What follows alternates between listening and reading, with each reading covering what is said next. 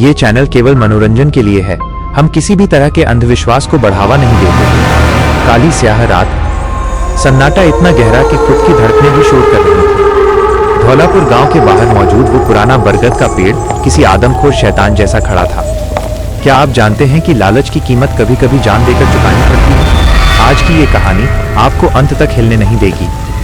हवा में कुत्तों और भेड़ियों के रोने की आवाजें गूंज रही थीं। ऐसे में शॉल लपेटे एक काला साया उस मनहूस पेड़ की ओर बढ़ रहा था। ये दामोदर था, वो शख्स जो मौत से खेल रहा था। उसने अपनी शॉल हटाई। अंदर एक कपड़े का गुड्डा था जिसे सिंदूर, काजल और इत्र से सजाया गया था। ये कोई साधारण गुड्डा नहीं, एक खतरनाक तंत्र क्रिया का हिस्सा था।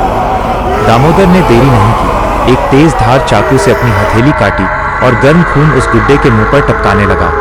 मंत्रों की बुदबुदाहट और खून की महक। हवा अचानक भारी हो गई। पेड़ के ऊपर से काला धुआं नीचे उतरा और एक डरावनी औरत का रूप ले लिया।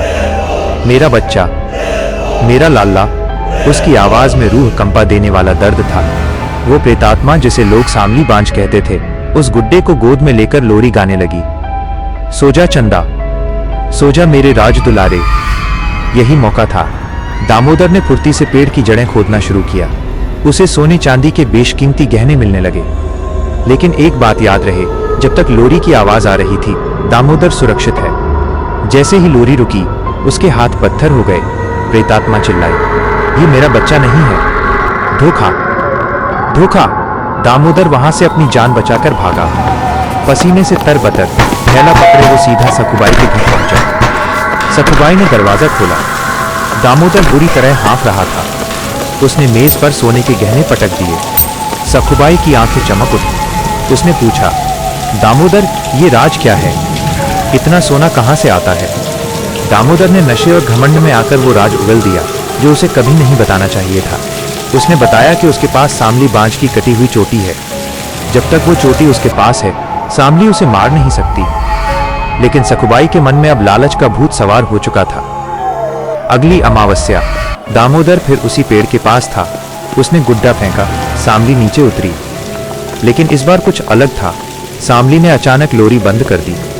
दामोदर ने घबराकर अपनी कमर पर हाथ लगाया। उसकी रूह फना हो गई। चोटी वहां नहीं थी। सखुबाई ने उसे चुरा लिया था। दामोदर के सामने सामली बांझ खड़ी थी। उसका चेहरा अब और भी ज्यादा खौफनाक था। एक जोरदार चीख जंगल में गूंजी। सामली ने अपने नुकीले नाखूनों से एक झटके में दामोदर का कलेजा बाहर निकाल लिया। उधर सखुबाई घर में हंस रही थी। उसे लगा अब वो अमीर बन जाएगी। वो खुद उसी पेड़ के पास पहुंची। उसने गुड्डा फेंका, मंत्र पढ़े, पर वो एक चीज भूल गई। तंत्र विद्या में एक छोटी सी गलती का मतलब है सीधी मौत। सखुबाई घबराहट में मंत्र भूल गई। सामली बांझ उसके करीब आने लगी। सखुबाई चीखती हुई भागी, बचाओ, कोई बचाओ। पर उस अंधेरी रात में उसकी पुकार सुनने वाला कोई नहीं था। लालच ने एक ही रात में 2 जिंदगियां निगल लीं। अगले कई दिनों तक वहां सिर्फ चील कौवे मंडराते रहे। गांव वालों को सब पता था, पर उस मनहूस पेड़ की तरफ देखने की हिम्मत किसी में नहीं थी।